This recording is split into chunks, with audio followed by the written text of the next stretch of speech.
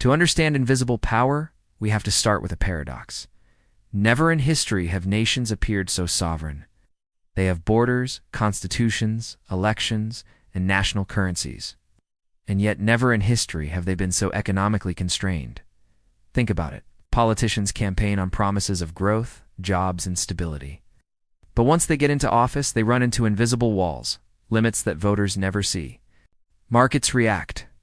Currencies move. Capital flows in, or it flows out. Suddenly, decisions that seemed purely political are reframed as necessary. There's no other choice. This is where invisible power begins its work. For most of human history, power was pretty straightforward. It was direct. Kings taxed their subjects. Empires conquered new lands. Armies enforced the ruler's will. You could see it, you could feel it, and you knew exactly who was in charge. But the 20th century completely changed the logic of dominance. Two devastating world wars made conquering territory incredibly costly and unstable. The old colonial empires collapsed under their own weight. And out of the ashes, a new system emerged, one built not on military occupation, but on economic integration. After World War II, global institutions were created to stabilize the world economy. The World Bank, the IMF, they promised cooperation, predictability, and shared growth. And for a while, they delivered. The post-war era saw unprecedented prosperity. But hidden inside this new architecture was something subtle, a hierarchy of influence. Some countries would set the rules of the game, the others would have to adapt to them. Now, these rules weren't enforced with tanks or soldiers, they were enforced with something far more powerful: access. Access to capital, access to markets, access to the stability that the whole system promised. And crucially, this access could be withdrawn. As globalization accelerated, economies became deeply interconnected. International trade exploded. Capital started moving freely across borders. Supply chains stretched across entire continents, linking factories and workers thousands of miles apart. This brought incredible efficiency. Products became cheaper, and new markets opened up. But alongside that efficiency came a new vulnerability: dependency. A factory closing in one country could now trigger unemployment in another. An interest rate hike in one nation's capital could reshape the debt burdens of governments on the other side of the world. A subtle shift in investor sentiment could undo years of hard-won economic growth, and this was no accident. Invisible power thrives in these interconnected systems because leverage multiplies. When everything is connected, small decisions can have massive, cascading consequences. And the people or institutions who control the critical nodes of this network finance, credit, infrastructure, technical standards, they don't need to control territory anymore. They control outcomes. By the late 20th century, this new form of power had fully matured. Financial markets became the ultimate judges of a nation's credibility. Credit rating agencies could influence a country's borrowing costs with a single report. Central banks became the guardians not just of inflation, but of something far more elusive: confidence. Confidence itself became a currency, and as we all know, confidence is fragile. A rumor whispered in the right ears can move billions of dollars in an instant. A single economic forecast can shift government policy. Credit downgrade can force a country into years of painful austerity. Governments learned to fear instability not because of riots in the streets, but because of the reaction from invisible, faceless markets. The logic is simple and brutal. When capital leaves a country, its currency weakens. When the currency weakens, the price of imported goods skyrockets and inflation rises. When inflation rises, social pressure explodes. Invisible power doesn't need to overthrow governments with a coup. It just corners them until they have no choice but to comply. The financial crises of the last few decades exposed these mechanics for all to see. In Latin America, the debt crises of the 1980s forced countries into sweeping reforms. Policies dictated not by their own voters, but by external financial conditions. In the late 90s, the Asian financial crisis saw sudden capital flight dismantle economies that, on paper, had looked incredibly strong.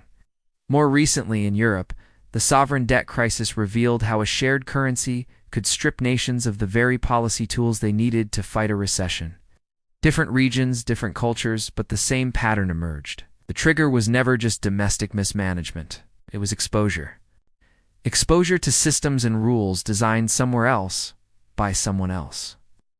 Invisible power doesn't necessarily cause these crises on its own, but it absolutely decides how they unfold and who ultimately pays the price. By the early 21st century, the global economy had become something entirely new. It wasn't just a collection of independent nations trading with each other. It had become a true network. And in any network, power flows to those who control a few key things: liquidity, the flow of money; standards, the rules of the game; timing, the speed of action; and above all, trust. Trust is the ultimate lever. Trust determines interest rates. Trust determines investment flows. In a crisis, trust can determine a country's very survival. Here's the key: trust is granted, not voted on. This is why modern power rarely looks authoritarian. It doesn't wear a uniform or carry a weapon. Instead, it presents itself as neutral, technical, even inevitable. You hear the same phrases over and over. There's no alternative. The markets demand it. Confidence must be restored. This language replaces force. A sense of necessity replaces the freedom of choice.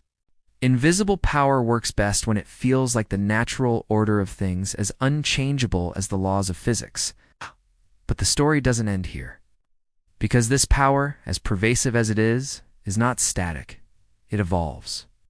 New actors are emerging on the world stage. New technologies, from cryptocurrencies to digital platforms, are shifting the points of leverage. And new crises are constantly revealing new fault lines in the system. The question today is no longer whether invisible power exists. The real question is who controls it now, and more importantly, who is learning to resist it. At the heart of our modern world isn't just money, but money in motion. This is capital. It's not a static pile of cash. It's a dynamic force, a current that flows around the globe, shaping the destinies of nations without ever casting a vote. This is the story of invisible power. Capital flows act like an automated judge. They reward some choices and punish others. A country that attracts investment is praised as disciplined and credible. A country that repels it is branded unstable or risky. This creates a powerful self-reinforcing loop. When capital flows in, a country's currency gets stronger. A strong currency makes it cheaper to borrow money.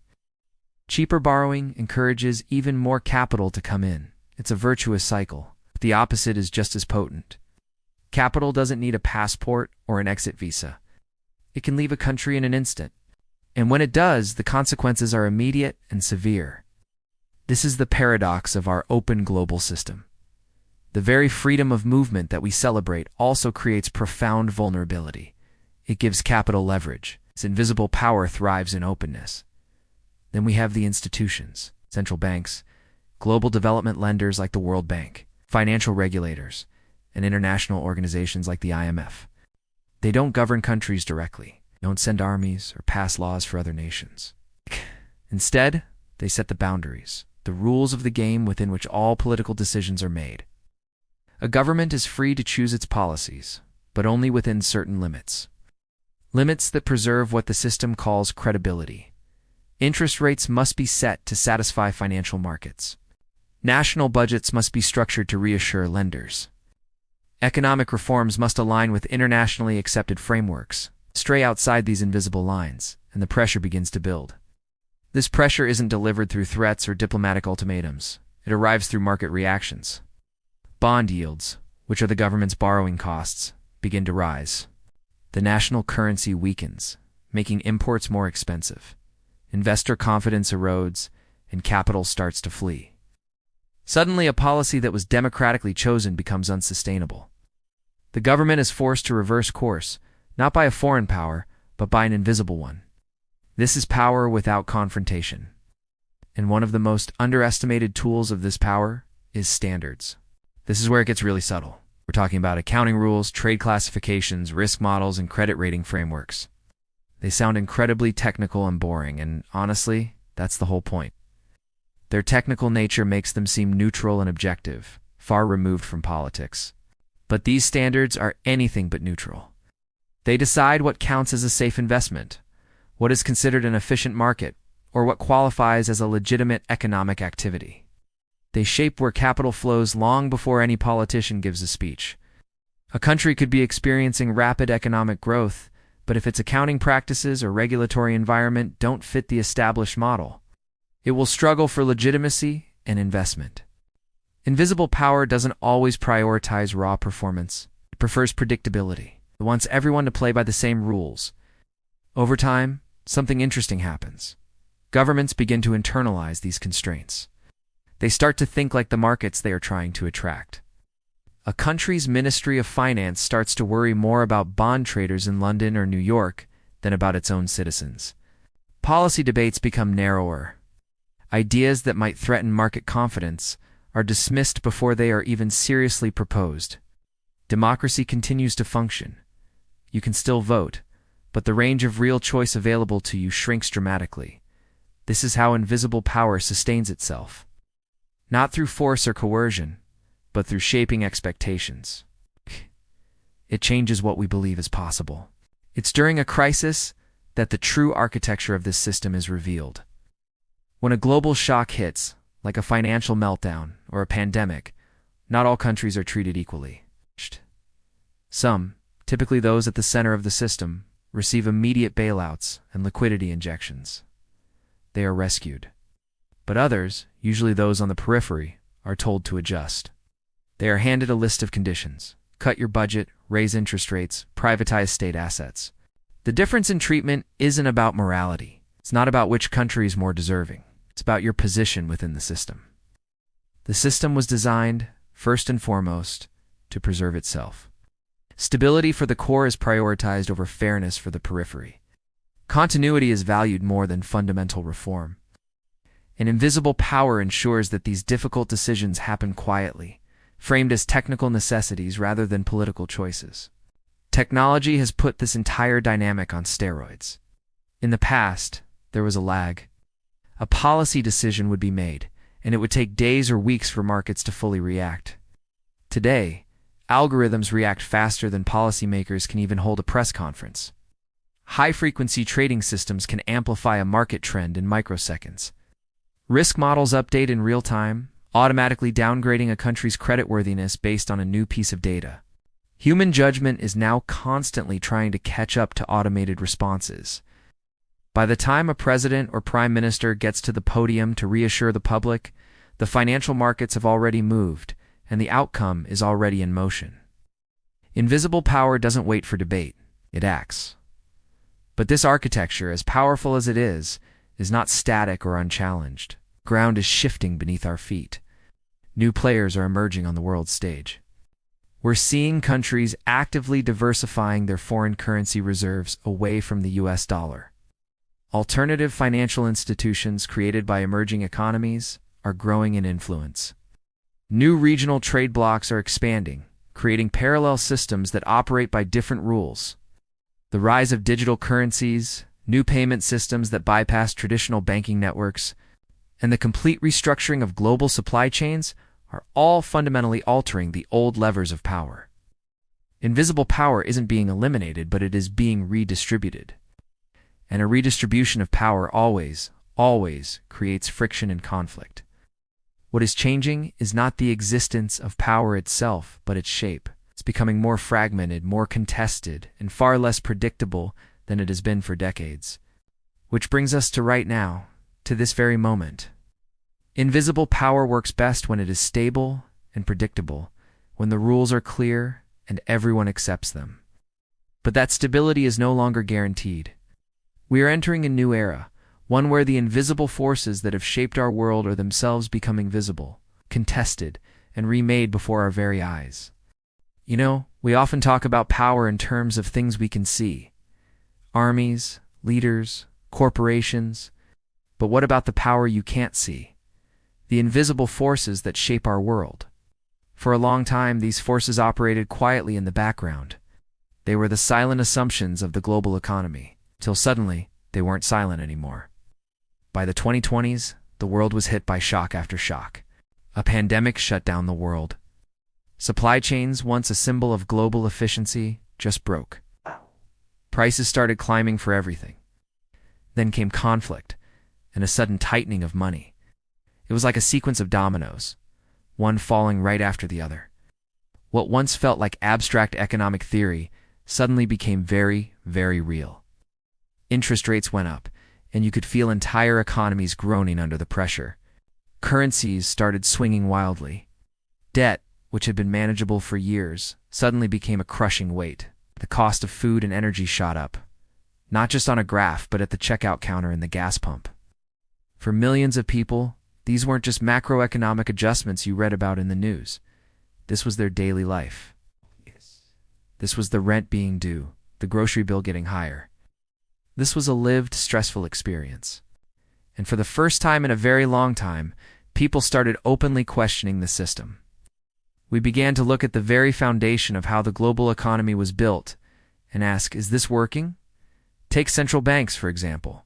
For years, their job seemed to be to keep the markets happy, to pump in money and support growth. Suddenly, they had to do the exact opposite. They had to pull back, to raise rates, to cool things down, even if it hurt. They were caught in a paradox. Every single decision they made was a difficult trade-off. If they raised rates to fight inflation, they risked pushing the economy into a recession, costing people their jobs. But if they kept rates low, inflation could spiral out of control, making everyone poorer. If they tried to stabilize their currency, it could put immense stress on anyone with debt. If they stepped in to protect the financial markets, it often looked like they were just helping the rich, making inequality even worse. This is when invisible power became visible. It wasn't about some shadowy group pulling the strings. It was about constraints. It was the realization that policymakers weren't steering a ship on a calm sea anymore. They were just trying to manage the consequences of a storm, reacting to one wave after another. The freedom they once seemed to have was gone, replaced by a series of impossible choices. At the very same time, simmering geopolitical tensions boiled over, and it was like an X-ray, revealing the economic wiring hidden beneath all the talk of global cooperation. Sanctions, once a targeted tool, were used to freeze the financial reserves of an entire nation. Trade routes that had been established for decades were suddenly rerouted. Countries started talking about bringing supply chains back home, about renationalizing production. Money itself, which we always thought of as a neutral tool for exchange, was revealed for what it truly was, a strategic weapon. The systems that moved money across borders became a form of leverage. The currency you held became a tool of foreign policy. Access to the global financial system became conditional, something that could be granted or taken away. The invisible power of the economy was no longer just economic. It was now openly geopolitical. But then, something fascinating started to happen. Countries didn't just sit there and take it. They began to adapt. They started looking for new trade partners, diversifying, so they weren't too dependent on any single country. They started building their own regional financial networks, creating alternatives to the dominant global systems. They invested in their own domestic industries, their own capacity to produce essential goods. The era of blind faith in global openness started to wane. This wasn't a retreat into isolationism. It was a quest for resilience. It was the world learning a crucial lesson. Invisible power loses its grip when dependence declines. If you can make your own things, if you have other places to trade, if you have alternative ways to move money, you are no longer so easily controlled. Technology poured gasoline on this fire. Digital payment systems allowed money to move in ways that bypassed the old traditional banking channels. New financial technologies were being built, creating rails that were faster, cheaper, and harder to control. And everyone realized that data and the infrastructure that carries it were the new strategic assets. Suddenly, control over server farms, semiconductor chips, energy grids, and shipping logistics mattered just as much as setting interest rates.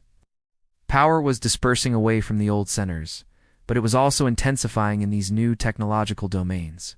So, what does this mean for the future?